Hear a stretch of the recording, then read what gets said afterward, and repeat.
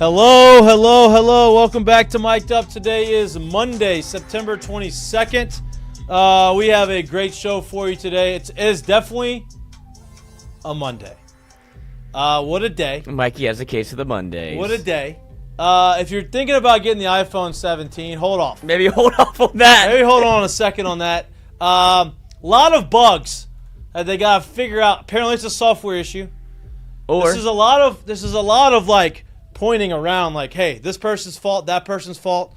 Apple to AT&T to Apple to AT&T to phone calls to really now figuring out it's an Apple issue. So if you're thinking about getting it, hey, phone's cool. Got some cool features. Let's hold off until they fix the bugs, unless you want to get kicked out of group text because you're texting in green. yeah, So you're a nerd. a lot of going on, but you know what? Nerd. We're here.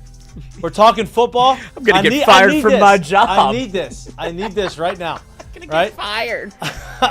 I need some back and forth. I need some sports conversation. I need some LSU football talk. I need some. The Saints stink. Yo. We'll talk. Great show planned for you today. Obviously, Bryce Koon joined the show.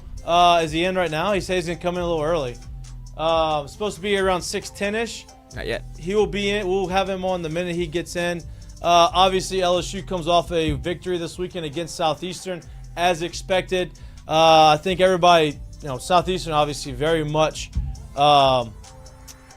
Juggernaut. yeah, very much overwhelmed. LSU should have done what they did, but I think the bigger point, as we talked about last week, was, hey, let's see how healthy Nuss looks. It doesn't matter what the numbers look like. Just use your eyeballs and see what it looks like. Is the ball coming out a little bit better? Is he able to get through it and get to the deep ball? All of that stuff looked really good. Brian Kelly said he was on the back end of the injury. He practiced all week last week, practiced all week the week before, not on a pitch count. I think you saw that. You saw him look a lot healthier. He ran a couple times. He looked good running. And so I think all of that bodes well for the future of the offense and the future of Nussmeier this year. Good timing because they're going on the road this weekend to play Ole Miss at 2:30. They still don't get the night game. I know Lane's begging for it, but they don't get it. And it's a top 15 matchup between Ole Miss and LSU. Look, Ole Miss putting up points. Defense hasn't been as stout as they have been over the early of last year. Always going to be a good game. Looking forward to that game. That's why we have Bryce coming on to talk about what happened last week, leading up into this week, and what we need to look for moving into the game. Trey Green announced he's in. They announced he's in. Caden Durham, day-to-day. Who else is in? In or out? In. There's someone else that was announced in, right? Maybe not. Maybe I just made that Oh, up. Trey does? Trey does, but there's somebody else. DJ Chester out for targeting on special teams when DJ he tried to kick a Chester. 75-yard field goal Which was Damian outrageous. Ramos. Which was outrageous that they... He lined up on the goal line. He didn't even that he- respect you enough to line up under the goalpost. Yeah, that was bad. That was bad. But seems like LSU is going to be close to full strength. Relaford out, shoulder. Yep. Potentially surgery. Keep an eye on that. But all in all, I think the weekend looked good. Jawan Johnson got a lot more reps at the running back position. BK had in this press conference a lot of good things to say about him and why he was getting playing time. That's another question that we want to ask to Bryce. But all in all, over the weekend, I think it was a good weekend for the SEC, except for Florida. They stink. They're dead. Defense is good. Defense is great. DJ Lagway in a boot again. Going through that whole deal. Clemson, they are also dead. What a disaster of a season they have going on. Ole Miss Tulane game last weekend was supposed to be, we don't know. Ole Miss put it on them 45-10. They're getting ready for, obviously, the game this weekend against LSU. And then OU Auburn. Awesome game. Refs they fucked that one up again.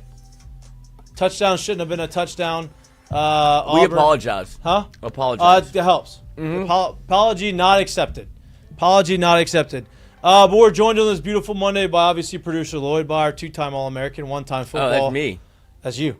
One-time football, one-time baseball. Top 100 football recruit coming out of Westgate High School in New Iberia. Played football, played quarterback right-handed, played center field left-handed. One of the most talented guys we know. Our friend, co-host Jared Mitchell. Welcome back to the show, Jay Mitch. Hope you had a great weekend. Wanted to get your intro in before we brought in our next guest. Regular on our Monday show, Bryce Koon. Bryce, did you text Lloyd this weekend? Was it 0 for 3? No, I knew better. So I didn't He learned his lesson. Listen. Didn't even try. The definition of insanity is doing the same thing over and over again, expecting a different result. You know? So. Will I text him during the South Carolina week? Probably. Yes. We'll see.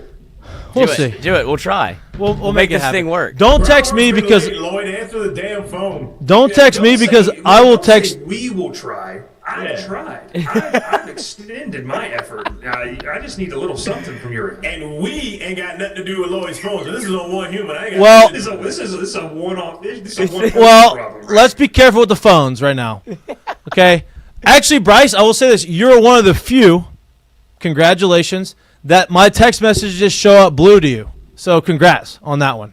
I got the new iPhone. It's been a disaster. issues? It's been a disaster. Don't get the new iPhone. They have some bugs in the new software. Apparently, it's been a disaster. It's a flip of the coin. Some people don't have any issues. Or you'd be like me and you have all the issues. So Thank you for your patience, sir. consider yourself. I threatened this guy with my job. He did. Didn't work. Didn't work. Didn't work. Pulled all right. pulled on the heartstrings. Yeah. I'm going to lose my job. I understand the reason, but is there a solution? No, sir. There's no solution. No. Okay. That's all I needed to hear. All right. Speaking of solutions, there are some this weekend that we obviously you're not going to look at the game. You're not going to look at the matchup between LSU and Southeastern and take a lot of, okay, hey, look at these stats because, that's you're playing against an FCS school, a team that you should dominate. But I think if you use your eyeballs and you watch the game and you say, okay, let me just look at how it looks, not what it looks like. I mean, not the stats, but basically how it's happening. And it seemed like Nussmeier was back healthy. Looked like the old Nuss. He was throwing the ball. Looked like it was coming out of his hand a lot better. They still had some issues in the running game, but Juwan Johnson ended up taking up some of those reps, and he looked really good at the running back position. BK had a lot to say about him in the press conference. So talk to me about those two guys. Obviously, Nuss looking like his old self, and then Juwan Johnson seemingly taking a bigger role at that running back position. Yeah, I'll start with Nuss. I mean, I think anytime you see this opponent, you do have to take it with a grain of salt. But I think the biggest thing for Nuss is just seeing his comfortability. Like, that looks like it's in terms of the injury, right? Like, when I talked to the guys last, we had obviously heard that there was an injury. They'd been confirmed, I guess, publicly that there was something going on. I will say, just even learning more about it, like, his inability to rotate was severely hampered. And so it makes sense, like, why he was not super effective and why they tried to keep everything, maybe within the 10 to 15-yard range instead of letting him unleash some of those downfield passes. But, yeah, I think just leaving this past weekend, you saw a confident Nuss, you saw a comfortable Nuss, and you saw, like, that's the version we saw last year. So that was the first time that we've seen that this season. And so, yeah, I felt good about that. I mean, I just want to see what when the competition level gets better, what he looks like. But just in terms of, like, focusing on him and himself, he had a great day at the office, and I feel good about that. And he's done it against really good defenses to where I feel like you can say, okay, he's healthy, he's good to go. Now we can maybe place those sky-high expectations back on him in this passing offense that we had before, but we didn't know the full extent of his injury. So that's kind of nice. And then Juwan, I said this kind of over the weekend, maybe, and I don't know if I'm the only media member that did this, but I don't know if we took seriously Juwan Johnson's involvement in this offense until maybe late in that Clemson game, when I think we've talked about this. They ran like the screen pass Three three straight straight times to him on the outside of that trips formation. Yeah, it's just one of those things where I guess we all felt like it was gimmicky because, and this is once again, this is an issue, this is a problem by me, and this is a mess up by me. No matter what the kid did in high school, we would always kind of view him as maybe a DB, right? Because that's what he came in as. And so you're thinking, like, this isn't real. Like, they're not really going to do this. And I think through 4 games, they said, no, this is real. Like, he's the number 2 running back. And at times, there's a lot of conversation coming up the weekend. He might have looked a little bit better than Caden Durham at times this past year or this past, weekend. So I think he's a real part of the offense. They're obviously able to utilize him. his ability to be such a great athlete and create at the high school level and has translated, and it's really helped them as this offensive line's trying to gel. They have a guy who can see holes and can create and mismatches and make guys miss, and that's what they need in the backfield. So it's not that Caden Durham can't do that. They just have now two options that can do that, and they didn't have that with Caleb Jackson, and right now they don't feel like they have that with Harlan Berry. So he's a big part of the offense, and he's a running back. Like he said that last week. This isn't a situation where he's going to be flip-flopping around. No, he is a college running back, and he is right now a legitimate SEC running back. So apologies to Juwan Johnson in that aspect, because I don't know if I know myself and maybe a couple others didn't know how to take that as seriously as maybe we did leaving fall camp, because we did see him late in fall camp, but I just don't know how serious we kind of took that. Jared. Bryce, what was the overall, I guess, sentiment or feeling coming out of the building or coming out of the weekend after you perform like you did? I know me personally, I think far too often we see these lesser opponents, and it really doesn't matter. If you take care of business the way you're supposed to, we downplay it. If it plays into somewhat of a decent game, we play into it a little too much. And I think personally, you should look at teams who are able to take care of business the way they did against a team like this and understand what you're looking at going forward, meaning you put up the points, you move the ball the way you were supposed to on offense, and on defense it was status quo. You continue to play lights out defense that way. I think those types of performances are indicative of championship type teams. Is that the feeling coming out of the building from the weekend? I would say so. I mean, this is what you're supposed to do. If you are as good as you think you are, like to your point, these are what teams do to these paid games, these FCS games. And it's no disrespect to Southeastern, but that's the whole point of getting games like this, so that you can build depth and you can, develop some of your young guys, so that you can, flex your muscles defensively. I mean, defensively, they did everything they needed to. I mean, there was nothing. They dominated exactly like they should. The passing game dominated like they should. Yeah, you could sit there and hope and wish maybe they ran the ball more effectively, or the offensive line pushed, Southeastern around a little bit more. But at this point, LSU, I think kind of they are who they are in that. I mean, this has been a pretty decent sample size in terms of 4 games, third of your season. How much can you really get better at that? But, yeah, I think so. I mean, you're going to look back at the season no matter how – let's say we're getting ready for a semifinal game for LSU, and you look back and it's like, yeah, I mean, what do we expect them to do? Like they beat the dog out of them. Like they killed them, and it wasn't close. They scored on 9 consecutive drives, I believe it was, or 8 consecutive drives. The first team defense allowed, oh gosh, what was the stat? 30. However many drives the first team defense was out there, all but one was a 3-and-out. Like, I don't know what else you wanted from them. So it's one of those things where, and the one that wasn't a 3-and-out was under 5 plays. So it was like, it's weird, or under 7 plays. So they only got 1 first down against your first team defense. So this is what those games are for. You go out there and dominate. So to your point, Jared, for people who want to sit on different sides of the aisle with this and you want to nitpick when they struggle against teams like this, you've also got to acknowledge that, hey, they went and took care of business. That's exactly what they needed to do. And you just move on to the next game. Bryce, it wasn't all good news. Obviously, LSU came out with some injuries. Caden Durham, ankle sprain, not a high ankle sprain. He's day-to-day. Seems like if it's just a normal ankle sprain, could be okay to play this weekend. Trades Green got announced he is available to play, but then Gabe Relaford took a helmet to the shoulder and had seems like he's headed for surgery.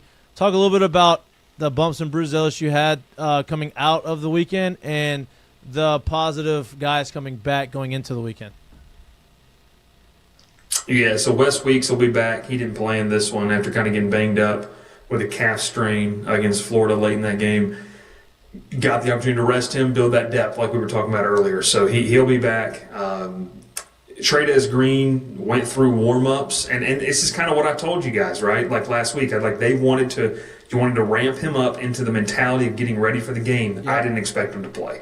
And that's kind of what we saw. He did everything except put on the shoulder pads for the game. And so, he's going to be ready to go. You need him, obviously, next week there as well, or this week when you get ready for Ole Miss. So he's going to be good to go. And then Caden Durham, he was listed as probable, I guess we'll say. That's what Brian Kelly said today. He's going to play in this game. Yeah. This guy played with some broken toes, whatever you want to call it, like last year. Like they need him. He has to be a big part of this. We just got to talk about Juwan Johnson. You need the Johnson, Durham duo to be able to win this game, I think, on the road. So I expect him to play. And then obviously, the loss of Gabe Relaford. I knew you were going to ask this, so I wanted to be careful how I said this because I don't want it to seem like I'm trying to say it's not a loss. It is. Relaford, I think, has a ton of upside. The injury is a subluxation of the shoulder. Ooh, yeah. So there you go. That's our medical terminology word of the day. There's an X in there. Essentially, it could get worse if you play through this. It could start to affect the labrum. And so it has, and as you guys know, like when you start talking about torn labrum surgery, especially for a defensive lineman, like that's just not, outside of quarterback, that's one of those things where you got to be able to use your shoulder. Like you really can't do that. And so LSU invested into the defensive end room to the fact where I think they can overcome this. And it sucks. Rutherford's a good football player, and I like watching him play. A lot of us had him as a breakout candidate, even with all the guys that they brought in through the portal. But hey, you've got some depth behind him. Damian Shanklin, although in garbage time, had 2 sacks in this one. You've got Kalaj Cobbins. You've got a couple other guys there as well. Dylan Carpenter registered a sack. So I think that's a room where it's like, it sucks you're losing him, and he's a big part of it, and he's been a really nice piece for you. It's not like it was when Jacoby and Guillory went down last year, and you start to look around the defensive tackle room and think, oh, God, what are we going to do now? Like, they've got some depth there, and that's why they went out and spent money in the offseason, both in the high school recruiting ranks and obviously and in the portal as well. Lloyd, you got one? I do. We're obviously all on, I guess, the topic of health. Were you surprised to see Braylon Moore get the nod to go ahead? Obviously, a high ankle sprain. Feels like he was a shell of himself in the literal sense, where if you look at the PFF grade, it wasn't very good. If you saw the way he performed, it wasn't very good. That seemed to me like a game that he could have taken off. But I just wanted to get your thoughts on why in the world of fuck did Braylon Moore play? Yeah, Moore, to your point, Moore has not looked like what we saw in week 1. I mean, week 1, we left from like, golly, this kid's good. Like, he's really, really good. I think the biggest thing with him is he felt comfortable enough to play. He's a veteran. He knows his own body in terms of that. And this wasn't a game that it was going to cost you the win, right? Like, I think, and as crazy as it might sound, like in a more high-profile game, you would need him, of course. But you'd also have to weigh the factor if he doesn't play or if he, can't play, then is it worth putting him out there as a detriment to your team? And that was never going to be a risk in this game.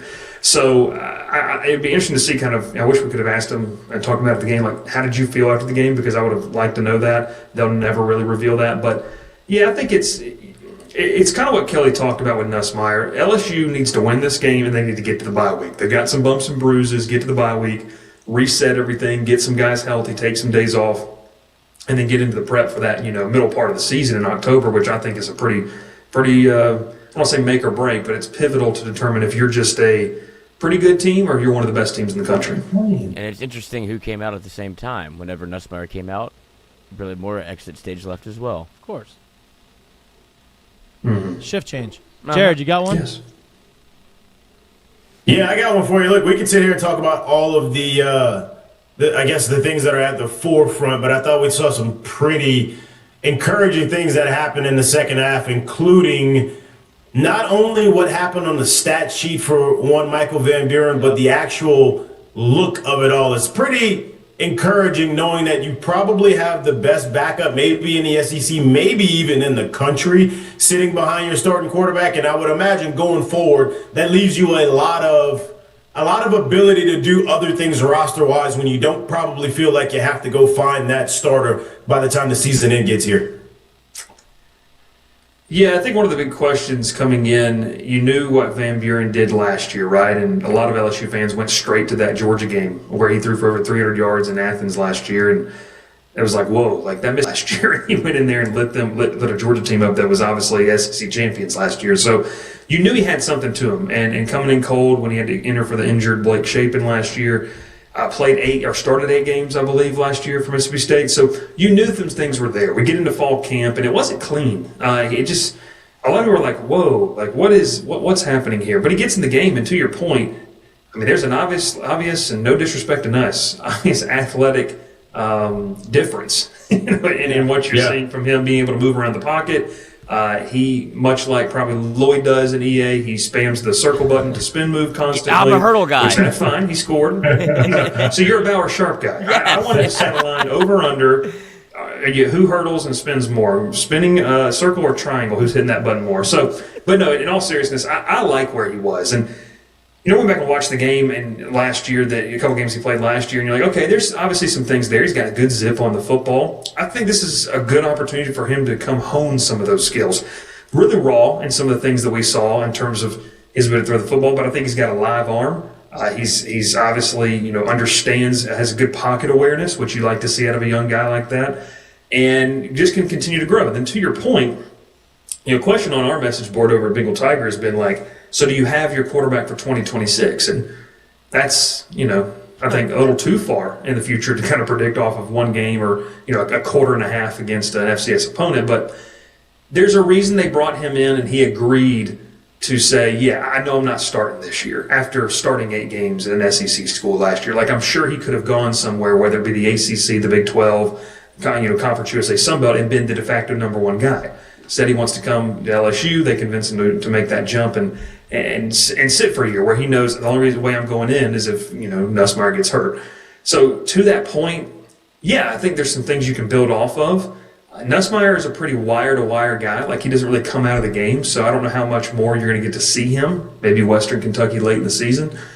But to your point, his development is a storyline that we're not going to talk a ton about this year, Jared, because we're going to be focused on in-season and, like you said, the forefront conversation. But it is something, as soon as the clock hits 0 in LSU season, everyone's going to come back and say, okay, so where's Michael Van Buren? Where's his development? Where is he at? Because that portal's going to open, and you need to know if Van Buren or Hurley's the guy or if you're going to go spend money on a high-profile transfer. So I think, it's a good point. I mean, he looked good, small sample size. I wouldn't crown him, 2026 QB1, but I definitely think that there's tools and traits there to where But maybe. We'll see. No, I'm not crowning him. See, now you're going to get me in trouble. By the way, let me say this. Just nice to have him. You guys got me in trouble last week. Oh, did we? Got your ass. You guys got me in trouble last week because we had to talk about the press conference question from Michael Cobble. I walk into the press conference, and Cobble immediately berates me. Oh, no. And it was brutal. So, I mean, that's my bad. It's our bad. I'm going to extend my Fifth Amendment right to tell Cobble relax, man. We'll talk to him about it, too. Tell him it's okay, dude. It's all right. It's all good. I'm sorry, Cobble. He did watch. He came in and he goes, oh, I just want to let you know I saw it. I did say it. That's all he said. I was like, well, okay. I think I said last week, I don't know if Cobble's going to watch this, but... Yeah, that's because Cobble Twitter searches his own name just in case. He wants to see if he's in the news still. Cobble, we love you, bud. We love Cobble. We do. We meant no ill will. It was just a conversation, having fun with it. Bryce, let's. I just want to know why you can't run the ball. Easy. Let's move on a little bit to this coming weekend. Obviously, LSU Ole Miss. They've played some really good games over the last few years. Obviously, last year's game was epic with Nuss making the big throw in overtime. A game that Ole Miss probably felt like they should have won. If you watched the game, you felt like they probably should have won. They did not. LSU made the big plays late in the game. You go to Oxford, 2:30 game because Ole Miss doesn't get the night games. Lane Kiffin will let you know that. He probably has a gripe on it. But with that game coming up, obviously they had a quarterback that they were extremely high on. And I'm forget his name, the lefty baseball player that started the season as Austin Simmons started the season as a starting quarterback. Obviously, got banged up, came out. Chambliss, the guy came in behind him, has been lights out. Seems like he's kind of taking that job. What challenges does Ole Miss have with LSU coming in, or to LSU, and what's different between them compared to this year and last year? This year and last year, I'll say talent. Yeah. I mean, I think you could look across the paper, and maybe I'll get flamed for this. I think they had one of the most talented rosters top to bottom in college football last year, and they just underachieved. Like, you saw what they put in the NFL. You saw the guys that got drafted off that roster. They were very good in what they could do. So, especially defensively, their talent level was pretty good with what they had up front. Multiple draft picks, obviously Walter Nolan out there in the middle, Jared Ivey off the edge. They just had a lot of good players. Jackson Dart. So that's the biggest difference, I would say. What'd you say? It said Dart. Jackson Dart. Oh, yeah. Well, and even go back to offense, but you had Jackson Dart. You had known commodities, I think, at big positions last year. And so this year's a little bit different in that. But in terms of the challenge, man, this might sound crazy. I don't know if it's necessarily personnel more than it is the coaching chess battle we're going to see between Lane Kiffin and Blake Baker. I'm fascinated to watch that. I'll just say this. I don't think Ole Miss's defense is great.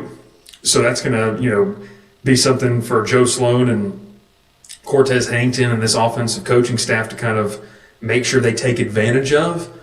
But I'm telling you one thing, I don't care if the talent level is not as good or where it was last year for Ole Miss.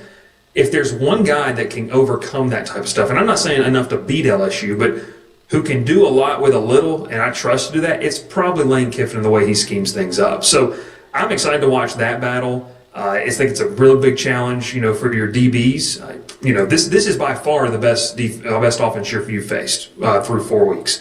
So it's probably not even close with the sample size we have now with what we've seen out of Florida and Clemson. So just in terms of that, I'm excited to see that. Trinidad Chambliss, D2 quarterback, the game does not look too fast for him. This is a kid out of Ferris State. I got the chance, by the way, side note, when I was at Valdosta State in 2019, I got a chance to see Ferris State because they were getting ready to play in the playoffs, and Ferris State could have been an opponent. Anyways, that's a program that they are a factory at the D2 level. So it's not a surprise they had good players make the jump. But I think it is a surprise how well he's acclimated and how quickly he has. So Chambliss is a playmaker, and he's an improviser. And I think that's going to be the biggest thing that LSU hasn't faced to this point. An athlete in the backfield that can really improvise, makes good throws, has a good awareness, and he's not scared. That's the biggest thing. He's not fearful. I thought Klubnik was, now that we know, probably a little gun shy. I don't know what Lagway's doing. The breaking news came out today that he's in a walking boot, so I don't even know what's going on with that. This is a guy who's not going to shy away. He's going to take his shots. And so, Ole Miss is going to come out swinging offensively. And if I'm Ole Miss, that's what I do, right? Because this whole vaunted LSU defense, you're kind of sitting there saying, yeah, we think they're really good. The numbers look great. But has anyone really landed punches against them? And so I think if you're at Ole Miss, it's we're going to go with quantity. We're going to see how many times we can swing and how many times we actually connect on these guys. And hopefully that's enough instead of picking and choosing your spots. Because, man, you try to play that type of game with LSU's defense, I lean in the favor of Blake Baker pretty heavily. Jay. So last year, I think it's pretty fair to say that Ole Miss probably had one of their best teams on paper that they came down to Baton Rouge with. You had a first-round quarterback, you had a pretty high draft pick receiver, and you had very good players on the defensive front and everything like that. In that game, Lane Kiffin still made a couple decisions in terms of it almost seemed like he didn't feel like they were going to be at a spot where they can just dominate whatever the situation was, or at least take care of whatever the situation is. A year later, a younger quarterback in a situation where you're playing at home, do you think he'll kind of play it the same way, or do you think he'll play it more of the, I guess you could call it the safe way, not necessarily safe, but more of the way that gives you an opportunity to stay in the fight as opposed to, if I make this decision and it doesn't work, this could really backfire on us? Or do you think he's learned from last year's decisions and says, you know what, I'm going to play it different this year? Maybe playing at home lets you play a little, I don't want to use the word reckless, but maybe playing at home allows for you to not have the crowd factor, because you knew if you took a big swing last year and you missed, which they did. Right. You knew if that happened, the crowd was going to get into it, and just like that, everything could change. This will be a little different, so I do expect them to still swing big. And if I was Lane Kiffin, I would. Kind of like what I was saying just a second ago, I really would try to go for broke in this type of game. I'd go for big plays, explosive plays. I'd try to do that because I think so highly of this LSU defense and their overall team speed. I don't know if you can just match up with them and just beat them. I think you have to get creative. So to that point, we'll see how it plays out. The one thing I do remember last year, Jerry, that Kiffin said post-game was they just didn't run the ball as well as they needed to. And that's something you don't really think about when you think of Lane Kiffin and Ole Miss, just as a casual fan. You're like, oh, they just like to spread it out and they throw it all over the yard. No, they typically run the ball pretty well. And they didn't do that. So I think it's a it's probably too cliche to say, but like I think they've got to establish a run, and then they've got to play explosive off of that. Like the passing game has to get downfield. It's got to be explosive, and you got to try to win some of these one-on-one battles. Like, I think Delane has been one of the, if not the best corner in college football this season. Yeah. I think you've got to test, and you got to say, okay, well, is he ready? Like, Caden Lee, who's a really, really good football player for Ole Miss at wideout. They've got some other good players. Test him. Is DJ Pickett, okay, that's cool. He's got that cool 5-star rating, and he's locked down some guys at Clemson and Florida, but is he ready for this? Like, put some of those guys on an island and see who wins the one-on-one battles. And so to your point, if I was Lane Kiffin, I'd hope, and if Ole Miss man, I'd hope he'd learn from it, and I'd take some big swings because I think the risk-reward is mitigated because you are at home. So it's not like the crowd, a big 3rd and 10 and you don't get it, you get, whatever, or a 4th and, because we know those go for 4th down, 4th and 5, you don't get it. You don't have to worry about the crowd ramping back up and then everything just changes for your young quarterback and for a roster that has a lot of guys that haven't been in this spot quite yet. Correct. Bryce, I know you got I don't want to keep you too much longer, so I appreciate your time. Before I let you go, obviously I'm not going to ask, it's Monday, for a Saturday game, I'm not going to ask you for a prediction, score, or whatever, but looking at the matchup, what's your gut feeling about this weekend, and how do you feel like I guess what do you feel like the big question mark or the big matchup that you want to see this weekend that's going to make the difference in the game? I'm not going to ask you, but he's going to ask you. I'm not going to ask you to make a prediction. I'm not asking him to make like, hey, predict a score, do whatever, but like as far as what you see between both teams, like what are you looking forward to most this weekend? That Blake Baker Lane Kiffin battle. That's probably the number one thing. And then how does Nussmeier manage things on the road? Mm-hmm. He did a good job against Clemson, but now that he's fully healthy, like now that he can let it rip. And then just the last thing, I do have a number in mind. This is the number I'm looking at. 25. If Ole Miss scores more than 25 points, I think it makes things really, really interesting. Okay. And I love LSU's defense, but if they hit more than 25 points, I think the pressure is on this LSU offense, even against an Ole Miss defense that isn't great. But I don't want to get into a shootout with Ole Miss. I think this defense can lean on them. I think this defense can make some big plays.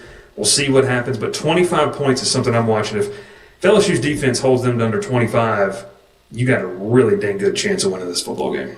Before you go, with that number in mind, what version of Brian Kelly do you think you see? Do you think you see the go for it on 4th down like you saw against Southeastern, where it felt like he kind of wanted to kick the offense in the ass a little bit? You go for it on 4th and 11.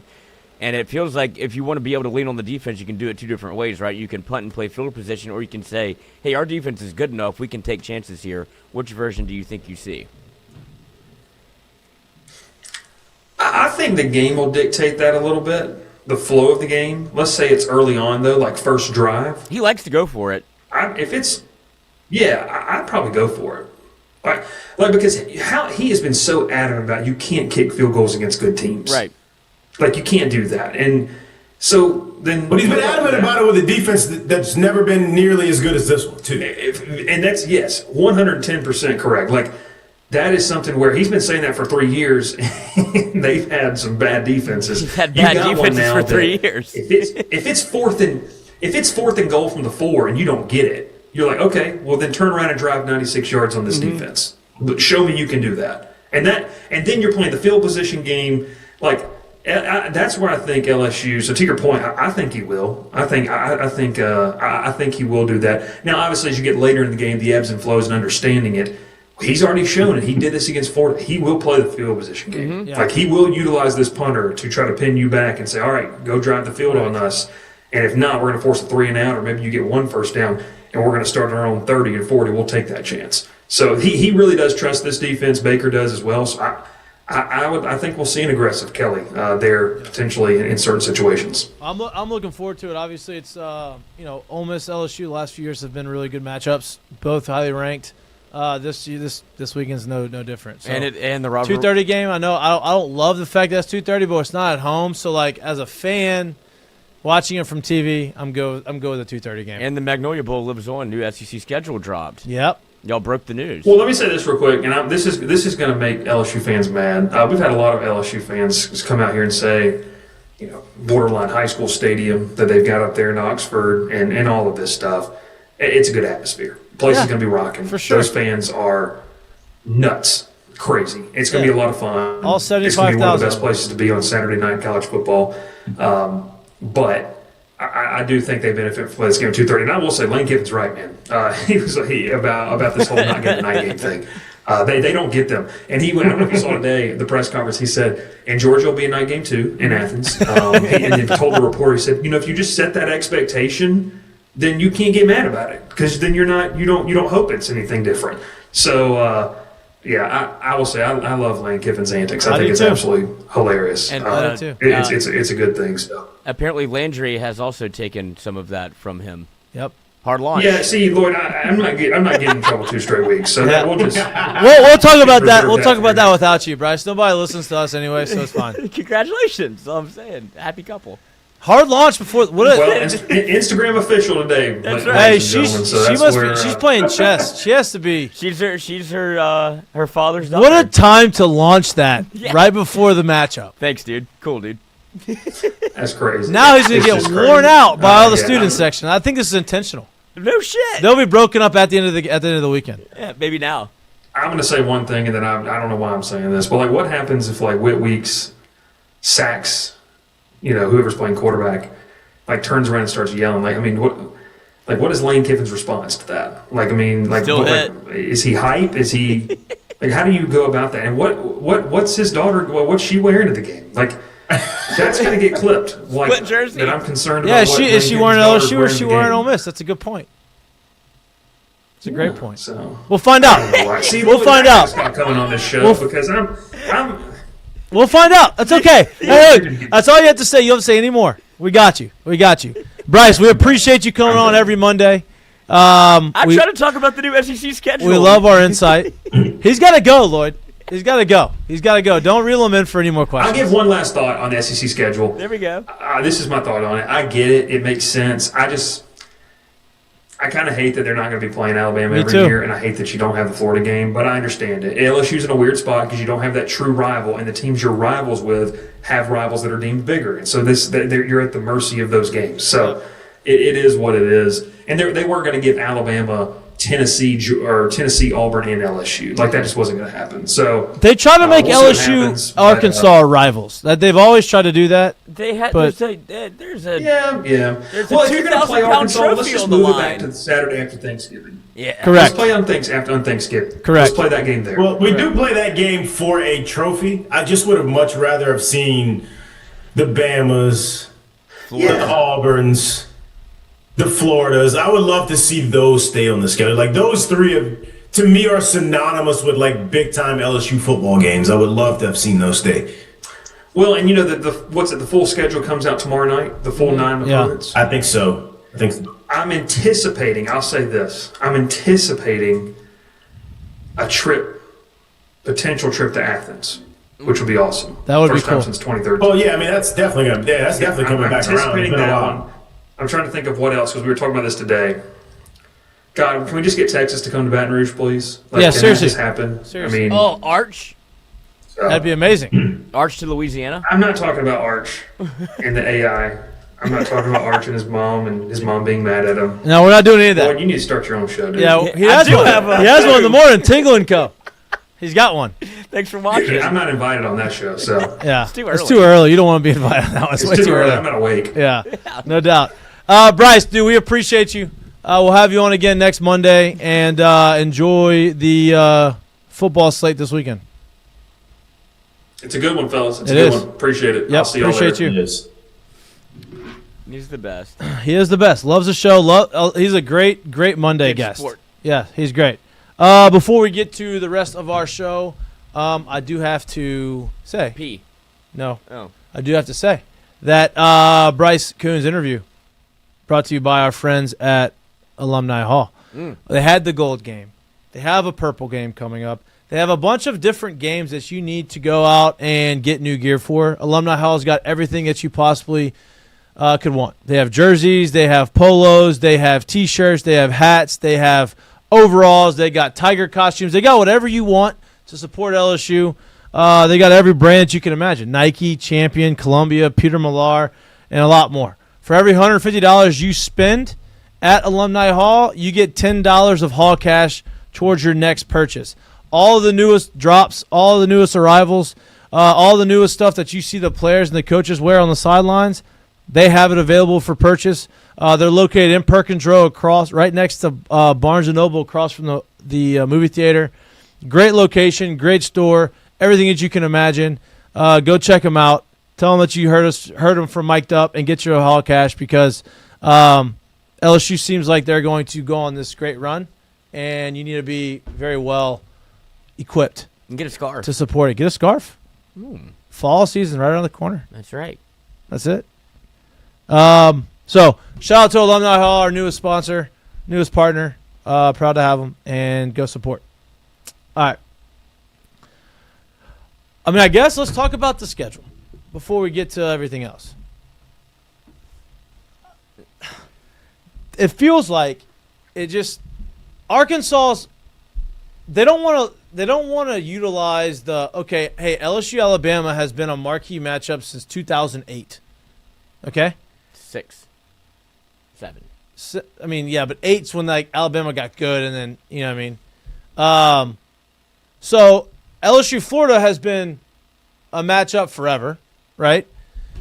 But they're not the quote unquote rivals. They're not Florida Georgia, right? They're not Auburn Alabama, but they're LSU's rivals. And so to not have those on the schedule, and then it feels like they're forcing LSU to have to play, like the Arkansas LSU, they've always forced that to be a rival. Now look, they've played some great games. They've had some unbelievable games, but it just doesn't hit as hard as Alabama or Florida.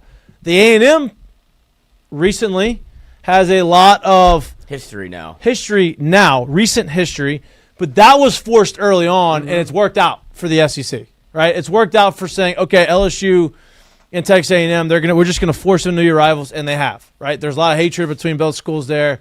There's been a lot of make a cup, right. There's been a lot of stuff, and then who's the third one? Ole Miss. Magnolia Bowl, baby. Ole Miss. So, look, I can see it. It's just, recent history just makes it feel like. I'll say this. Look, for the opportunity for LSU going forward to be able to go through a schedule, either unblemished or less blemished than the past, I think that's probably there now with you putting it that way. But man, I think LSU has become synonymous with that night game in Death Valley against a big time opponent, and that's what you feel like you're missing with these three, is like the for sure opponents. Like we missed, like I said, we missed the days of that. Not missed the days, but that LSU Florida game is always going to be on people's minds, and that LSU Florida matchup is always going to be on people's minds. Ask a lot of LSU people about if they remember the LSU Auburn game, right, with Demetrius Burton in the corner. People can remember that and always want that LSU Auburn matchup that you're not going to be getting yearly, and that we haven't got yearly for the past few years. And then there's obvious countless, especially over the last 20 years, countless LSU Alabama games that's what you want. But with that being said, if you're going to take those three off, to me, there's a little bit more of a pathway in terms of going through your schedule the way you want to, wins and losses wise. But damn, I love having those guys on the schedule. Yeah. I love having those three as the bitter rivals, because that's what LSU fans know as true bitter rivals of the team, and we're not going to get that for sure year in and year out right now. Who is Georgia's three? I'm assuming Florida, right? Tennessee. Yeah. Tennessee. Florida, Tennessee, and somebody else. Forget the other one. Mississippi State. They threw him a softball. Yeah, I'm about to say they're going to put another big time third one in there. That's tough. Everybody, it's very balanced. Yeah, that's good. I would imagine Texas is playing Texas A&M in Oklahoma. Texas. I'm about to look it up. Texas A&M, Texas and Oklahoma. Still, those are definitely two of them. I got to imagine those are the two. And then I don't know who the other one would be. Here, we don't have to work. We don't have to. So you got Texas has A&M, Arkansas, and Oklahoma. Those are three that those are correct. That for them, I can see that. And you asked about Georgia. Georgia has Auburn, Tennessee. We were wrong. No. Auburn, Florida, and South Carolina. Yep. The three. Yep. Who got shafted? I guess Mississippi I don't State. know that anyone did. I mean, Mississippi State's got a Mississippi tough State one. got Ole Miss, they got Ole Miss, Alabama, and Vanderbilt. Like, I don't think anyone did. I think we got to start thinking about Vanderbilt a little bit differently. Well, I'm not going to think about them differently. Yeah, 100% here. I'm not going to think about them differently until after Pavia and those guys leave. And what happens after next year? Or after this year? It's just Pavia. Well, I mean, I just think that there's a lot of those guys. They built a foundation of being able to play defense there too. So I think No doubt. that changes the conversation. Yeah, for and them a lot of those little bit guys as well. are leaving. Look, the rumor is Nico's going to Vandy. No. That's what the rumor is. Hey, But like him, like Pavia, Stowers, all those guys are out after this year. How many games have been played this year? 4. When can you? How many games do you have to play to be able to keep your red shirt? 4. DJ Lagway shows up in a boot Yeah. for week 5. I think that's a stretch. I don't think he plays again. And they're going to redshirt him. He's going to transfer. Call it. I mean, All right, that's your call. You're calling it. This is such a Lloyd comment. Yeah, but you're calling it. maybe so. We'll see. I get it. you want him in Baton Rouge? Maybe Lane will get the night games now that LSU and Ole Miss have that rivalry game. This is what Lane Kiffin said for y'all for all of y'all who have not seen it. That's next week, more likely close to the top 10 matchup LSU. It's at 2:30 again, just like this week. Is that the time you prefer when it's that same time as the week before? Or I mean, what do you kind of feel like when it comes to that? I'm over that. I just know it's going to be. I told the commissioners here today we're going to play LSU. It's going to be a day during there. And we're going to go down there and it's going to be at night. So just know it's going to be. So it is what it is. I'm sure we'll be in bed in Georgia too. So. Hey, if you just set it up that way, you won't be upset when it happens. Yeah. You won't start to think, maybe it'll be different this time. And I love Lane. He's right. Of I mean, course. they get screwed on that deal. Because he's done all he can for Ole Miss to be recognized as a legitimate program. Like, they've been good. They've won 10 games. Like, they've won big-time bowl games. They haven't made the playoff, but they've been close. So they still continue to get treated like a second-rate program whenever they're one of the more popular, sexier picks in college football. Like, it's an overnight game. Yeah. And it's so funny that LSU is like, Yeah, but that's not why you get night games though. why do you? That's never been why you get night games. You don't get night games just because they think you are a sexier pick or a better team. It's always been about atmosphere. Now, I still don't to this day hear a lot of people saying, oh man, shit, that's a tough place to play. And guess what? I've been there. I never felt that way about it. Did it get, I guess, decently rowdy? Yeah, I mean, yeah, but it's an SEC place, but you never felt like, all right, this is going to be a tough one to kind of really communicate in, and that's what it is. So for me, I understand what he's saying, and I think it's more that he's been very open about politicking to try to get them, and they're still not happening. Mm-hmm. But I still don't feel like that place is one where people are like, oh man, it's going to be tough to go in there and play at whatever time that it is. Yeah. I guess you're right. I mean, But I still think you would think they would throw him a bone here. Yeah, how can you prove the atmosphere isn't any good if you never get the opportunity? Like, I don't even know the last time they played at night. Yeah, I mean, I hear you, but people still don't want to play in Death Valley at 2:30. No. You're right. I think that's fair to say that. It's gotten to a point to where you play at night and at night it turns into something different, but nobody's like, oh, thank God we're getting it at daytime instead of nighttime. You're just like, man, it just won't be as crazy. But it's still going to be wild and loud as hell. Right. And honestly, I would much rather night games at Tiger Stadium. But when you get a game late in the season, and after Alabama or whoever, and you play a 2:30 game, and it gets dark at the end of that fourth quarter, and the game's tight, that, you can feel a shift in the crowd, when it goes. And I think that's a pretty cool experience too. You see the sun go down, and it cools off a touch.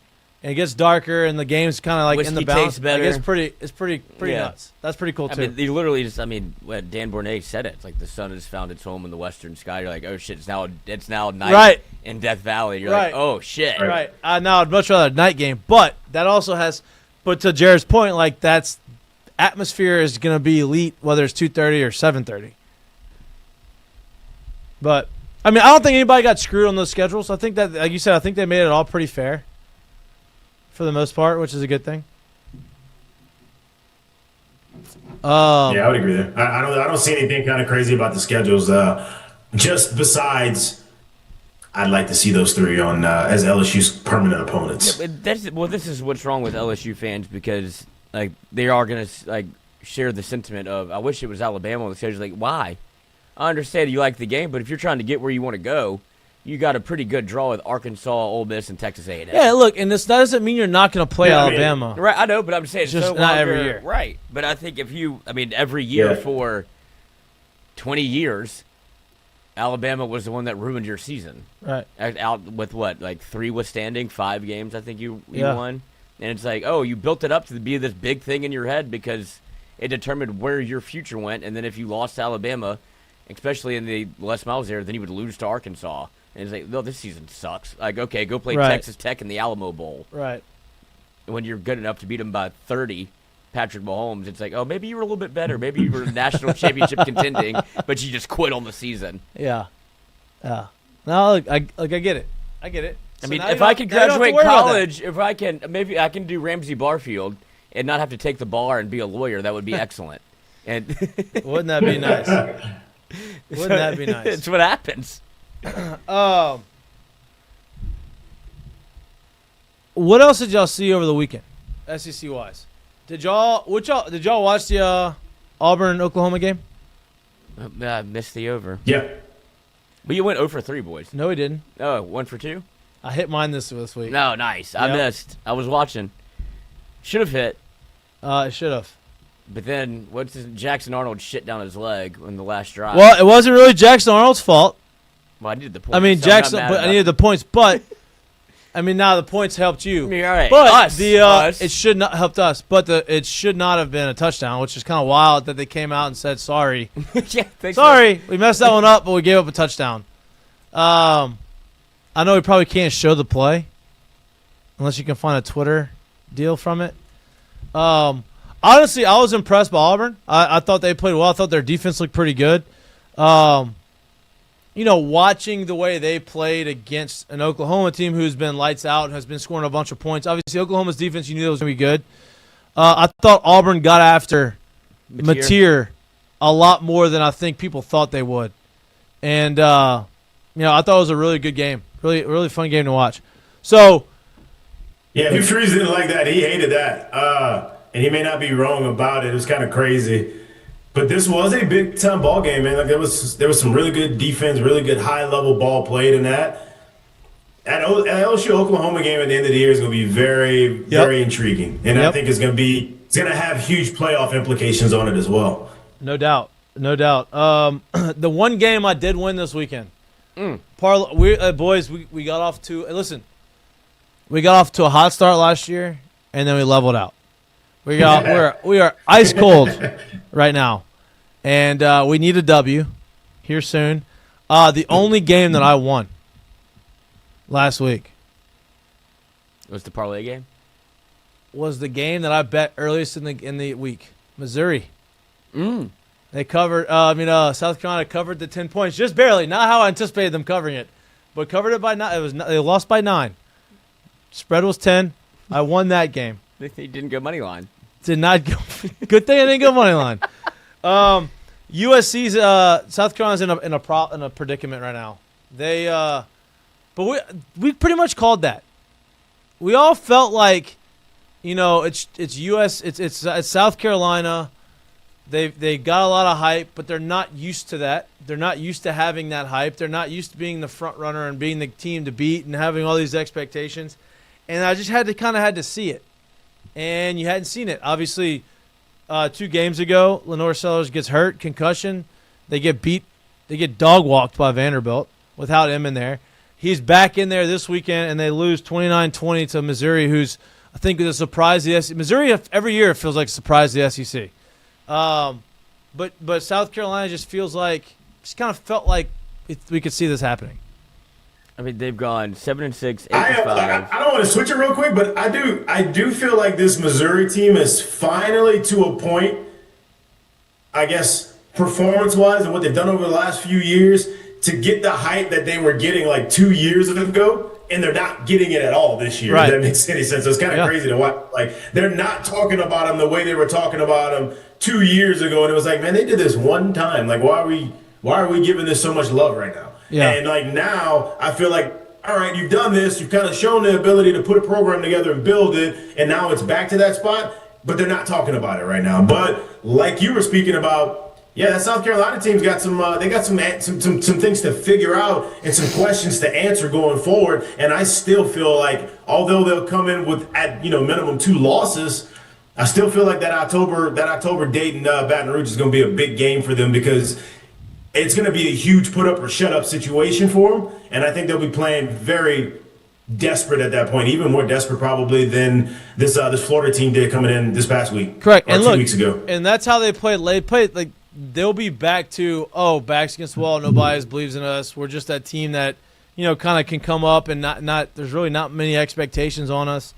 So they're kind of back in that role by the time they get to LSU, and that seems like they're a lot more comfortable in that situation. But yeah, I'm with you. I think that game's obviously going to be tough because it is going to be a desperate game. They obviously they remember what happened last year at home against LSU, and they felt like they should have won that game and they didn't. So they're going to try everything they can do to beat LSU. And like you said, desperate teams are dangerous. So that one's going to be tough. But they haven't lived up to the expectations going into the year. Florida's dead. Florida's dead. Are we a believer in Indiana right now? I mean, Illinois was. I don't believe Illinois is a top 10 team. I don't believe Illinois is a top 10 team, but regardless, I think they're a top 20 team. And Indiana beat them 63-10. That was the over that hit, by the way. There you go. I think Indiana hit the over by themselves, so it worked out. But 63-10 seems like Indiana's kind of got it rolling. Feel good. Obviously, I know they're not in the SEC. Signetti doing it again. Michigan, Nebraska. That was a great game.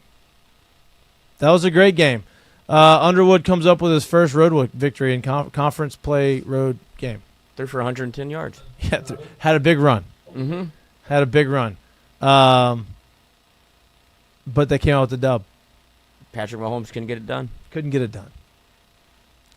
Some pretty good games this weekend, though. Well, yeah, you got finally Penn State. Welcome to college football. You have to play.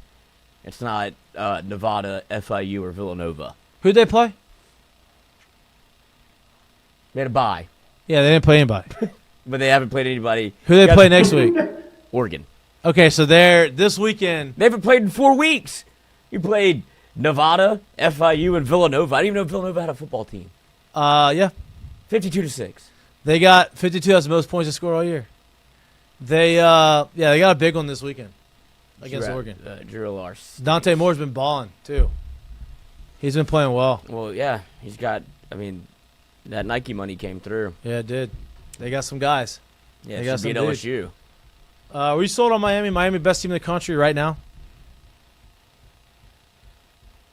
I mean, Florida's got a good defense. That's what I learned. Yeah, man. Look, if we're being completely honest, like they put together something strong through the first few weeks of the season. They play well on offense. They obviously have a very good defense. Honestly, better than probably a lot of people thought. If you watch them play, it's hard to not say they're probably the best team in the country right now. But LSU is definitely on that short list as well. Correct, no doubt. I think there's been, look, people are going to talk about the Clemson, Florida not being as good, but look, Florida's defense is really good.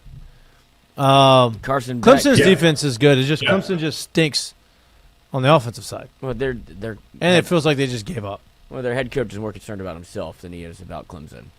Yeah, he gives it all to Clemson though. He puts everything he's got into the program every day. All in. Every day. Except for NIL and transfer portal. Bridge too far. Except for No. I don't want to go get talent. I've already recruited who I've recruited. I'm good at developing. Right. I'm just going to develop who we get, and I'm going to keep them. And I'm going to make you stay for 4 years. That has not worked. Not this year. No. Burn the boats. Fire me. Fine. If you don't like winning, fire me. Well, lost again. Y'all are terrible. He sprinted down that hill. He did. He did. Hamstring's still good. Mm-hmm. He's 1-0. He's always going to do that, though. He's always going to put his best foot forward. Dedicated. I guess he probably should leave Clemson before it becomes like you're too old to run down the hill. I'm 55 years old. I just got good at coaching. Hey, he's in good shape, though. He is. He's in good shape. Former walk-on wide receiver at Alabama. I know. He burned the boats. Yeah. Y'all are terrible. I just don't know what I would think if I played for Clemson and it's, this whole horse and pony show of like get in the bus to go around, to go down, to touch Howard's Rock. Dog and pony show? Whatever. And it's like my head coach has to go first and he's going to sprint. Yeah. And it's like, you're a fucking loser.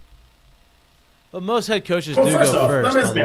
First off, I think it's just to run down the hill first at all. Because let's be honest, I think everybody's head coach is coming out in front of every team. It's pretty normal. Doesn't matter if we're coming down a hill or coming out the locker room or doing, I don't know, leapfrog, however you want to come out, the head coach is coming out first. But the hill is a lot to me. And I guess maybe there's some kid somewhere that find that kind of electric to kind of do it, but the hill is a lot to me. I'm just gonna be honest with you. Especially after I found out they get to the damn hill from a school bus, man. It's crazy. Yeah. It's crazy, man. I don't really like that part of it. So, I'm off that. I didn't know that either until I saw it, and we were kind of inquiring with the Clemson faithful about as to why, and they said it builds the anticipation. Oh. Okay. Why don't you just push the only way you can build the anticipation? No, y'all just put y'all's locker room on the wrong side. Yeah, bad build a tunnel, do architecture. Something. Yeah, do something. Bad planning. Jump out of a plane. Do it's not something. good. Hey, did you go to the game? Not good. Lloyd, you didn't go this weekend? No. Wow. I know. You didn't go. Nope. I was curious to see what the fans with the groaning, how that sounded after the 3 and out from LSU on the first drive. Yeah, me too. Because you couldn't really hear it on the when you're watching on TV. I just didn't know if you were there. Well, and then you got the as expected from the LSU faithful when Van Buren comes in, and that's all anybody can talk about. Like, LSU loves a backup quarterback. They do, and like I got more text about that than anything Nussmeier did. Can I say this? They're not going to give Nuss any credit because it's Southeastern, but they're going to give Van Buren all their credit because it's even though it's Southeastern. Right? I mean, like it's just. Oh, it looks. And look, I will say this: he did look good, but he should look good. Right. Like he started in the SC for 8 games. He's playing against an FCS team. He should look good. And you're up 49-7, right? Like. But that's not fair to say. He should. This is his first time playing in this offense. Yeah, but like that is a question that I do have for y'all. It feels like, is there a little bit of push and pull on what Joe Sloan wants to do and what Garrett Nussmeier does well? Because Van Buren came in and it looked like this is more suited for his skill set. And it feels like they're trying to get Nuss. He's not going to change his system. To your point, I don't want you to go and do the whole, let's only talk about, because I'm sure they had a package of plays that they have been running a lot with Van Buren and say, well, these are what you're going to run if you come in the game. This is what you got. I'd imagine the playbook wasn't – he didn't have the entire playbook at his disposal. And I don't know that. I'm just assuming. So be careful on how much and how good, I think he looked great. I love him. I think he could be great. Just saying, like it's quarter and a half against Southeastern. I'm not even concerned about that. I think a lot of what younger play callers want to do offensively cater more to guys who can move around and have mobility. So I don't know if it's fair to say just to Van Buren more, but I think it caters more to what the guy that can move does better. I mean, does. So like I just think that's kind of the young OC, the young play caller. Usually, if you look around the league, if you look around NFL ball as well, like those guys and how they call games caters more to those guys that move around a little bit. Correct. Yeah, I think it's an easier game to call whenever you have, and that's what Sloan's offense is built around. You saw it with Jaden Daniels. Like, if you're able to run the football as a quarterback, like, these are what these play calls are predicated on. And he ain't changing his system for one player. Like, you can just tell that, like, hey, Nuss, you better get with the program. And it's a weird dynamic of what he wants to call and run versus what Nussmeier does well. I'll say this: it's not about. I'll say this. I think a lot of what young play callers have now is that RPO piece of it. Sometimes the two options turn into three when you have a guy that can run, and sometimes these run plays that are maybe not that are reads, those turn into a obviously two-way go more than just a one-way go, and we're just giving it for the most part. So like the things that they want to call, there's already a built-in other side to it that if you can run, you truly give us the opportunity to run that, and if you can't, it's nowhere near as much of a threat. So I don't think it's an indictment on Nuss or his ability to have any kind of chemistry or want to be able to fit into Joe Sloan's. Like, I just think that type of game, those things that they call, it just caters more to guys who run because it gives you that much more of an option to do things differently. And look, it's not about the ability for him to be able to do it because he's shown he could pull it and run for 10 yards. 26 yards. Right, but it's about the willingness to do it consistently. He doesn't trust it. Right? Like, that's the thing. Like, hey, I can pull it and run for 10 yards, and I can outrun a defensive end around the corner from that point. I can do that.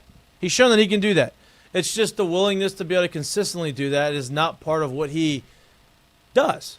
And, you know, it's going to be interesting to see if he is willing and he decides to pull it a little bit more if he's feeling healthier now. It's one of those things where maybe, I don't know. But he has the capability of doing it. He looks fast. He just also looks lost when he gets in the open field. Like, he doesn't know what to do. He almost stepped out of bounds for no reason. Yeah. Like, he's no spatial awareness. In the pocket, great spatial awareness. In the open field, not so much. He either trips and falls or dives or runs out of bounds. Yeah. Be an athlete. Score. Could have scored. And I'm not, look, and we've talked about this. Oh, Lord. You don't have to be, I'm not saying he is this guy. But, like. He's listening. Joe didn't run a ton. Whoa. He ran when he had to run. But my point is, it wasn't like there was a big offensive play. Like, hey, you're going to run the ball 15 times in a game. He ran the ball. He pulled some. He had some quarterback draws. They called some of those. But it wasn't like it was, oh, you're going to get 10 to 15 runs a game. He did it when he had to do it. My point is, I think he could do that. He just has to be willing to do it.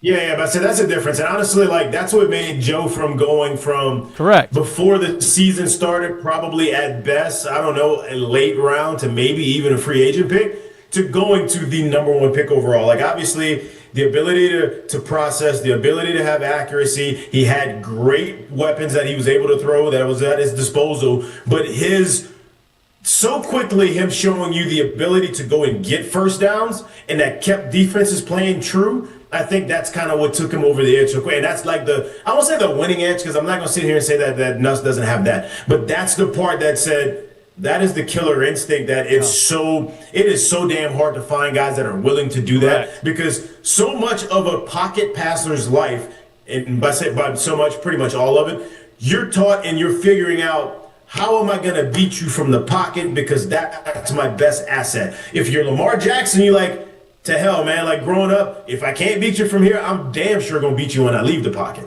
So like, I don't have to stay back here. So much of those pocket passers, they learn, how do I beat you from here? That they get stuck there. And I think a part of Nuss's game that he's getting better at, and we talked about this last year, like he did not show the ability, not want to say the ability, he did not show the want to leave the pocket. He's doing it a little bit more this year, but as you adopt more and more and more of that kind of stuff, that's when you become next level. Like, they look at like Baker Mayfield, and it's not, obviously, I'm not saying he just started doing this, but his ability, nobody looks at Baker Mayfield and says, hey, he's going to run for 600 yards on a season. But you damn sure know he's not afraid to go get a 3rd and 12 with his feet. Like, he'll do it. He did it the last game. He went and got 4th and 10 with his feet. Right. He'll do it. And he'll do that stuff multiple times a game. And those are the plays that, honestly, those plays, they break a defensive back and their soul because they feel like they've done everything else right. They've covered it. They did everything, and they let you out of the pocket, and you broke their back. So, like, I think the more and more Nuss can incorporate that into his game, that's when you really start getting on defense's nerves. That's when you really start breaking their backs. That's when you really start taking the will from them drive after drive, game after game. And let's hold our judgment on him not being able to do it or not being willing to do it this year for a few more games. Because if what we're saying is true and he wasn't healthy all the way and he didn't have confidence throwing the football because of him rotating, if you don't have confidence throwing it with nobody hitting you, I don't think you're going to have a ton of confidence going there and getting smacked in the ribs either. So if he is truly healthy, like we suspect he is, look, he's not going to carry the ball 10 times for 75 yards. You're not going to see that. But see if he goes out there and takes the ball and runs for some first downs a few more times than he's been willing to do so far this year because he's healthier. I mean, yeah, sure. I'm just saying, like, no, I just it's something he's clearly not comfortable doing because he's got the ability. He's not Peyton Manning. But you don't think this year that any injury had anything to do with him not being wanting to do it as much? I mean, I don't. That's a great point, Mikey. Yeah. I think that definitely had something to do with it. But this year, yeah, that's what I'm saying. Yeah, I'm just going like that. My reference is 2024. Well, 2024, we knew that. That's been very well documented and very much talked about, saying, hey, he said, I have to do a better job of being able to run the football. It was a very much an emphasis going into the season. And you saw him run for one or two, I think, against Clemson, right? He pulled one. He had a couple first downs. And then he got banged up in his torso injury, whatever the fuck that was. Oblique, abdomen, ribs, whatever. Patellar tendonitis. Whatever it was. That, he didn't want to get hit. To me, is more painful getting hit on that than throwing with that. Yeah, he was limited. So, in my opinion, I'm gonna hold the judgment on him not being willing to do it until I over the next few games because I know he's healthy now. It felt nice to be told the truth too. Correct. That was my big takeaway. It's like, is he just saying this as a cop out or is he? And boy, he was telling the truth because it looked way different. It looked way different. It looked way different. Nick Anderson was surprised on that slant when he did win him in motion. Hey, this is how it comes out, Coach. Yeah, this is how it comes out. This is Garrett Nussmeier. This is how it comes out. He almost caught him in his face. Speaking of, this is changing tunes a little bit. But speaking of coming out, did you watch the end of? You got to see you got a big announcement. The end of the Cowboys game, and they put in your boy from Tennessee. He was throwing absolute BBs at like 7 yards. Did y'all see that? But I know you're talking about. I mean, I kind of watched it. I wasn't paying a lot of attention to him, but the ball comes out hot. They were laughing at it. I think it was Tom Brady and them. They were laughing at this ball coming out, and he was like, this thing is coming out there. And this guy was running 8-yard slant, and it was on you. Almost got stuck in his face mask, but he caught it. Yeah. But real quick, Joe Milton's fun to watch play. But it's a disaster. I mean, it's like everything. The Cowboys are a disaster. Of course, they always are. But Burrow in 2019, how many rushing attempts do you think he had? Well, this sucks because this incorporates sacks, doesn't it? No, this is just strictly sports reference. It does. Yeah. How many rushing attempts did he have? Rushing sack, or they do include sacks as well in college. Right. But I don't think Joe had a ton of sacks that year. He didn't get sacked a lot. If I had to guess, 45. That's a pretty good guess. I was going to say, about 50, 52.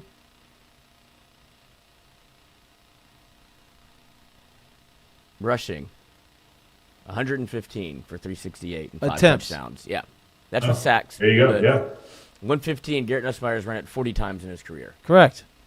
How many times? You said he did it 1 year? Yeah. 115 in 1 year, right? What did he do it the year before?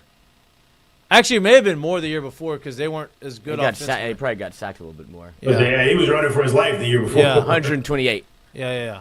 So that's all. It's 300 carries to Nussmeier's 40 in 2 years. But I do think you'll see it more. Like I do too. I think that, I think the injury had a lot to do with it, and I could be wrong, but I really do think that. Yeah, I hope so. Yep. Because, like I said.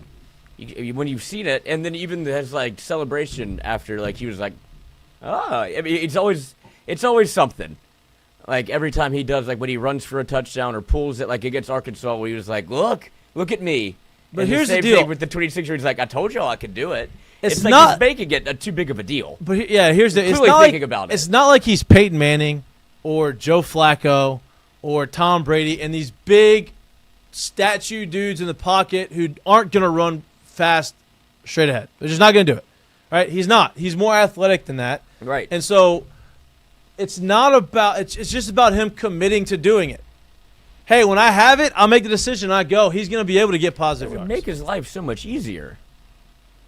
But look, let's see what happens. And then you have the. They're not wired that way. It's not about if I know. They're I not know. wired. Like they have to unwire Correct. what they're used to doing. You know, Correct. I'm sure they've sat in film sessions all the time, and especially something maybe he breaks the pocket and is still looking for a pass for too long, and or if something opens up and they're like, look, it's there. They know. They're just not used. Well, that's what I'm saying. They're used to beating you from the pocket. Correct, and that's exactly what I'm saying. So like, he knows it can make his life easier. Yeah. But he's just for so long said, I'm gonna make it work with this right arm. And that's what he's tried to do. So it's That's like exactly. in a way, unlearning that part of the game and understanding it's okay to drop it down and go ahead and take the 6 or 8 yards that are in front of you. Maybe you get 12, maybe you get 15, you know? Correct. That's exactly what I was saying. He just got to at some point say, I got it. When can I make I the can do decision to this. go, I just got to go. I just got to go. And look, sometimes it ain't going to be the right decision. But I'd rather you go and get tackled for a 1 yard loss than try to throw the ball in double coverage and gets tipped and you try to make a hero throw. Even though he's only made really one bad throw this year. Should not have done. 2. Tech. One bad decision. Yeah, that was One bad decision. The throw against Louisiana Tech was just hurt. Yeah, not being able to get it there. He made one bad decision. He didn't. That was almost like anarchy. It's like, fine. Yeah, that was. You want to keep calling this short shit? Here, watch. Oops. Yeah, that wasn't good. That wasn't good. He did seem like. Would you say that he's been playing? Obviously, he knows that he was limited in having to play the quarterback position a little bit differently than he ever had. He seemed frustrated to you. Yes. Me too. But not frustrated with anything but himself. Yeah, I can't. I'm upset. I can't do this. Yeah. And like, they're making me check it down. They're like not letting. There's nobody running deep anyway. They're protecting him from himself. Right. Hey, I'm gonna try to let it go, and I'm just gonna I can get it there. But they said, hey, no, we know that you're gonna try to do that, so we're not gonna send anybody down We're gonna there. protect you from yourself. Right? You're keeping the handcuffs on. And that's and then they say, okay, now prove to me that you're healthy, and then now you go ahead and do what you need to do. Because Nick Anderson and Chris Hilton that changes the dynamic of LSU's offense. And Jared, you were right about Caden Durham. They put that full thing on display. You broke up a little bit right before. All I heard was Caden Durham. What'd you say before? I said you were right about Caden Durham and like a little bit of maybe lack of patience that you. Well, I'm glad you brought that up because before we get to the segments, I really want you to touch on this, Jared, because you talked about it. Everybody wants to just go straight to the offensive line, right? Hey, we can't run the football because the offensive line hasn't blocked as well as they want to. Sure, maybe they haven't blocked as well as they wanted to, but there have been holes that have not been seen by some of the running backs. There's been cutbacks that Caden Durham maybe have missed. I'm not saying cutting back too soon. All his fault or cutting back too soon. But there's part of that has to do with the running back, and I know you've been pointing it out. I was like, hey, there's a couple plays that like he had opportunities to have a big play and he just didn't see the hole. Yeah, so we don't have the all 22 and we don't have the full game film, and I honestly didn't go break down the full game film, so I'll never sit here and say that. But we talked about it off air, not on the show at all last week, before Monday's show and before Wednesday's show, just talking about kind of what I saw. And I had, I don't know, man, maybe 10 plays I really broke down and like looked at, and of those 10 plays, I didn't feel like I saw a super decisive and a quick decision maker out of Caden when I saw him running those times. And I think a lot of times when you're not hitting it makes it tough for O-linemen to seem like they're holding blocks for a long time. So I had my own questions about it. We didn't even bring it up on the show at all, so obviously nobody's heard it. And then a week later, that became more of the conversation seemingly with the production crew that called the game, as opposed to, hey, the O-line isn't holding blocks or the O-line isn't doing it, which I think has been the popular conversation to be had around Baton Rouge and around LSU fans in terms of looking at the team and what can be better and how can it be done better. So I thought it was interesting that like that's how we talked about it. That's the things that we saw. They talked about it meaning the LSU staff, talked about it with the production crew. And not only did they talk about it, they backed it up by giving more carries to Juwan Johnson and others in that backfield. So going forward, it'll be interesting to see how they, move and what they do, especially because Caden got dinged up a little bit. It'll be interesting to see what they do with the backfield, but that was kind of how I saw it. It's just funny that it kind of played out this way as well. Yeah, I mean it's just the running game is a you talk about the offensive line being complementary of other things. It's the running backs and the offensive linemen all have to work together, right? Like not everything is going to be blocked perfectly. If it was blocked perfectly all the time, then you'd be playing on rookie mode in NCAA and you'd be running for 1,700 yards a game. But that's not the case. There's plays that need to be made by the running backs, or there's a hole that's open on the backside of the play that you've got to be able to see and understand. And I feel like we hadn't really seen that yet this season consistently. A couple times maybe, but not as consistently, which I think is a reason why you're seeing Juwan Johnson play more, because I think he sees those a little bit more naturally than a lot of people, and I think he's shown that. And every time he's gotten in the game, there's been a lot of positive things, minus the fumble that he had against Florida that they just ripped out of his hands. Right? Well, that was Florida, right? Yeah, that was Florida. And the ball went back like 30 yards. Mm-hmm. Yeah, but Caleb Jackson. Was that Caleb or no? Oh no, I'm just saying he got a little bit more burn. Caught a body. He caught a pass too. It finally looked explosive too. The couple times he got it this game. Yeah, he caught a pass too. Don't sleep on that. Don't sleep on that. And it's certainly now because of Caden Durham is, I guess, what do you say, probable day to day. Like there's going to be more opportunity for Juwan Johnson, for Caleb Jackson if he can get going. Man, I'm telling you, the talent is immense. It's just been a struggle. And you saw Nuss get under center more. It looked like it looked like he was doing the waltz, like he had just learned how to dance. It's so formulaic. It goes, I do this and I do this, and then here you go. It's like, oh, you don't do this a lot. Yeah.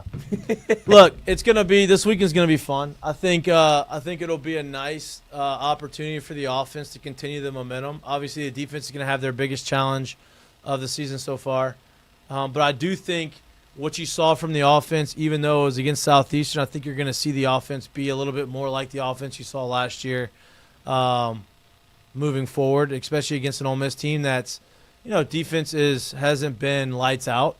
But Pete Golding has had some good performances against LSU as a defensive coordinator, whether it be at Ole Miss or Alabama. He's also had some tough ones, right? Was he the DC in that super high-scoring game? LSU. Well, that would have been his first year if it was. I think that was his first year as DC over there. Remember when there was like 56 to... I don't know if that was him. Everybody was... I think that might have been the one. That was might Matt have been House. the game that got him the job, honestly. I saw Pete Golding. Oh. Ole Miss. Was he at Ole Miss yet, or was he at Alabama for that game? I don't know. But, I mean, it was a name it, whoever had the ball. That might have been the game that got him the job, honestly. Right, I don't know if that was him yet. Yeah. But yeah, it's certainly the game that got Blake Baker the job at LSU. No doubt. Good Lord. But yeah, we're going to have a lot more conversation throughout the week. We're going to, on Wednesday, really break down the matchups against Ole Miss and LSU. Really have we'll have someone in from who covers Ole Miss to talk LSU Ole Miss. Why don't you get Pete on? That would be great. Yeah. Maybe I should try to get Pete on. You should. I think you would like it. My brother-in-law's brother-in-law. That's right. Brother. Basically family. Yeah. I think he's busy, but I'll try. Yeah, I mean, Wednesday, if he's not ready by Wednesday, he won't be ready. Maybe on he can get Saturday. Lane on. Maybe Lane will come talk to us. Or Landry. Yeah. Maybe. Well, ask him. Hey, Lane, how does it feel? Look, Walker. Mm-hmm. That didn't work out. And then, he buried him. Then he got buried on the depth chart. It was mean. Yeah. Broke up with my daughter, so I'm gonna put you in fourth string. He can't bury Wood on the depth chart, so that's not. No, he can't. No, he can't. No, he can't. But Lane, why don't you? I mean, the proof is in the pudding. Would you come to? There's time. Brian Kelly, his contract will be up soon. Yeah, maybe. I mean, your daughter seems to love it here. Seems like Jesus, that's aggressive. All right. Anyway, Lloyd, you got a mistake of the day? Could be Landry. Hey, no, I think that's a curtain call. Hey, Good for Witt. I do have a mistake of the day, as it is the rapture is upon us, gentlemen. I don't know if you know about this, but TikTok has decided that the world's going to end today or tomorrow. And so How does this, like, how does one... this woman, the Slug account on Twitter, has found the documentation. So, I mean, just, say your prayers, count your blessings. What It's been a good run. Oh, here we go. 6 days, almost 5 days to rapture time. I'm so excited. She needs to get some Who braces. else is excited? There's a guy, his account here, I don't know what his real name is, but he's a riot and he's making this whole journey so fun, but his account is called Rapture Now. He was just talking about, hey, have you heard that, there's an angel assigned to each person when we get raptured? He was like, I wonder if our pets get raptured too. He's like, What are we dude, I want to be that. Could you imagine? Oh yeah, he goes, could you imagine the angel that's just assigned to one little chihuahua and they're going to Is this funny to you? 1,000 miles per hour. Where's the mistake? I don't know what Lloyd's doing to us right now. What is the mistake? And The rapture's I coming. was secretly hoping it would happen today. I mean, hey, it's not Feast of Trumpets yet though, but I mean, my next birthday will be a heavenly one. How exciting is that? But she just thinks she's we're gonna die. just sitting in 3 days. outside All of us. under the stars, Everybody's under gonna the die. lights, just having a cup of tea. Fuck it. and Everybody live Just- your life. That's right. Do what you gotta do. Nussmeier, If keep it's running. if it's on your bucket list, go do it.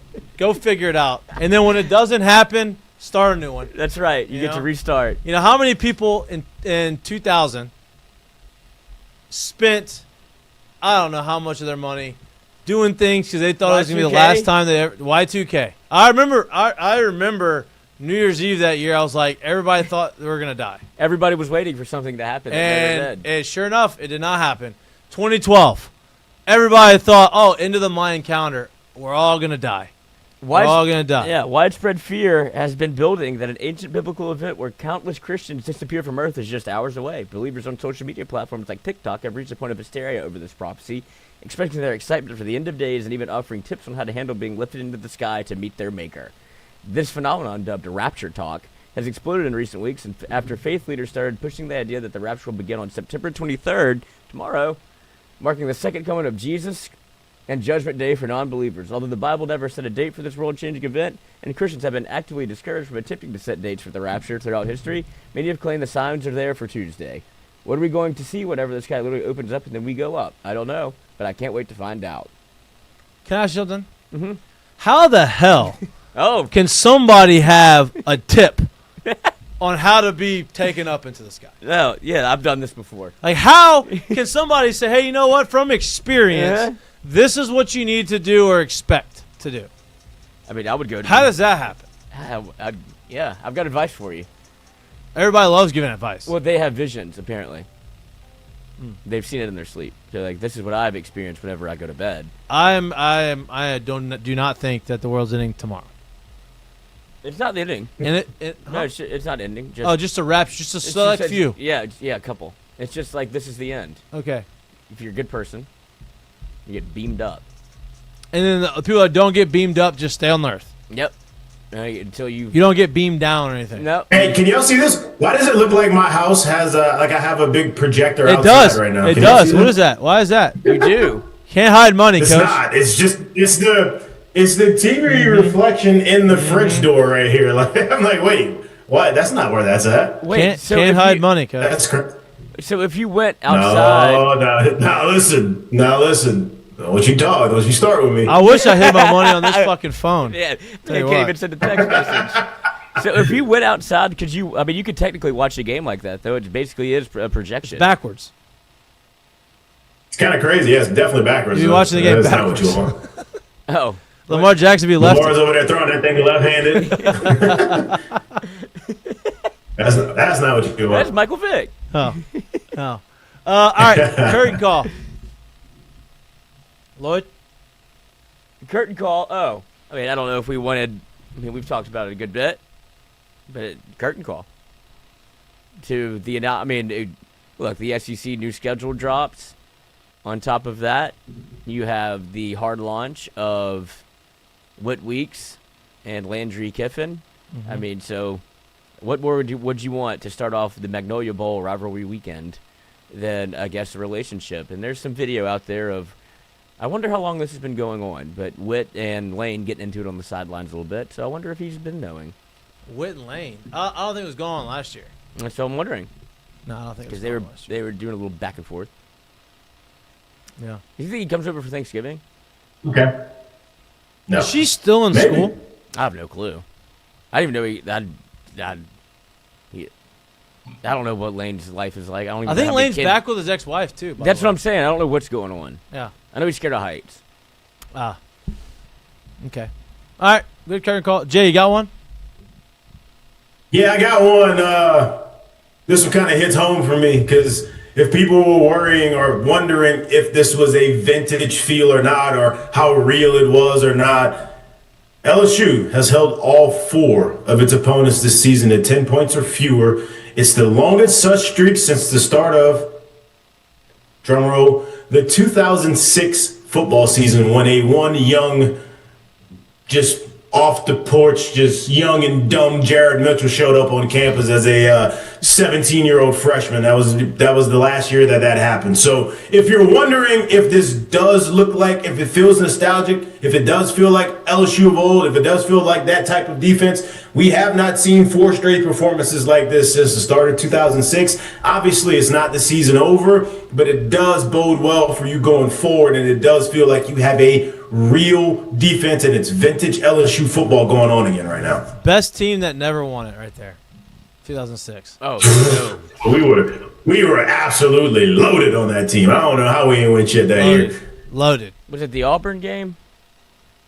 Yeah, Auburn game hurt us. Man, I don't really want to talk too much about it, but yeah, that one didn't help us. Yeah, you know what, Jamarcus, we will. Notre Dame found out real quick. Yeah. They fucked around and found out real quick. If y'all had the playoff then, and LSU would have snuck into a 12-team playoff, 4-team, 16, 18, Oh, like boy. y'all would have done what Ohio Would State have ran did. through that thing. Yeah, they would have been like, good Lord. Would have ran through that thing, boy.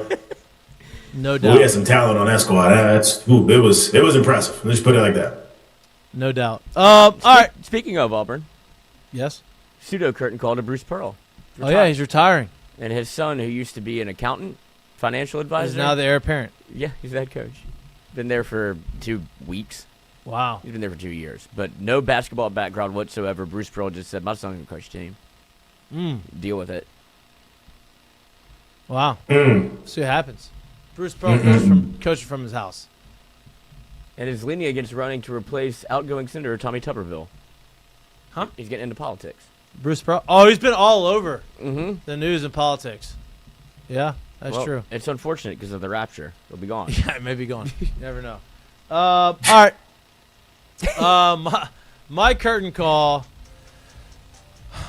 to everybody that got a good phone, because I have I've been going through it. I thought I was The suggestions you got from the small amount of the conversation I heard from AT&T National, I guess, this man was told to get a burner. He told me the best I could do, thinking outside of the He box. said that was a great way to put it. He said Outside the thinking box. outside of the box. He Buy a new said phone. I would suggest go getting another phone. I said, wait a minute. So I bought this phone 2 days Today. ago, brand new. And your suggestion is for me to go buy another phone. Yeah, buy a cheaper phone. Okay. That doesn't help anything that I'm trying to go through right now. I can't transfer my phone over there. There's no SIM card. It's an eSIM. It's a new technology. That's I cannot just put it in the old phone, right? So that's not going to happen. And this has ruined my day. And I'm glad to know that other people are going through this with me, but my curtain call are to the ones that are not. They got the good ones somehow, some way. Their update they navigated through the bugs, and they are able to make phone calls, which I can make phone calls, but able to make have text messages, iMessage, be able to send in a group text where people don't think you have an Android and you're sending individual text messages. Nerd. I've been kicked out of all my group messages until I get my phone fixed, right? I've had missed text messages through the course of the day from people that I need to answer. He told this man, this poor Indian. I did threaten that my job was on the line. He did. Like, bear with me, man. I need you to fix my phone. I'm gonna lose my job. He's like, I'm very sorry to hear. And that, that's when sir. he brought. Listen, to his credit. Hey, to his credit, I threw that line at him. He says, "Okay, well, thinking outside the box, go get a new phone." I'm like, all right, I think I deserved it. I deserved that one. Brother, this is not my problem. So I guess my solution would be I have to call Apple Care tomorrow. Yeah. Or Apple support. Go see a genius. I did that already. Oh, Twice. They two geniuses today. The first genius told me that I need to go reset it. Okay, I did that. The first genius. And then it didn't work, so I went to AT&T and they said, "Hey, you got to go back to Apple." So I go back to the second genius. Second genius was way better. Yeah, but way Way smarter. better. We had a nice conversation, and they said, "Hey, this is a carrier issue." Obviously, nobody knows anything. Yeah, he punted it. Nobody. Right back. Look, I've been getting ping ponged back and forth, which is usually what happens in situations like this. Is it only? I guess. So, how does that work with an Apple? Like, do you buy it from Apple and then you have? So, all the carriers have deals with Apple. So, like, I buy the phone through Apple, and I just carry over my plan that I had with AT&T with the new phone. iPhone. So why can't you buy the phone from AT&T? You can, but it's the same. It's gonna be the same thing. It's not. But why go to two stores? I guess you have Apple Care. Well, I only went to Apple because I thought it was an Apple phone issue, not a carrier issue. Because I had I had service, and so then they said it was a carrier. It's just there's a lot of. Because it always feels like that happens with iPhones. Not my fault, his fault. Right. Nope, not my. You're wrong. He's wrong. I'm right. Type thing. Yeah. Because it's only Apple that has this luxury of being able to, like, no, it's on AT&T. And AT&T's like, nope, it's on Apple. Yeah, and and they so clearly then don't like each other. The issue is now that. Mikey, did you pre-order? When did you pre-order this thing? Like last week. Or 2 weeks ago, I guess. Yeah, he was just talking about how he just paid off his phone, and he's like, well, I'm getting the new one.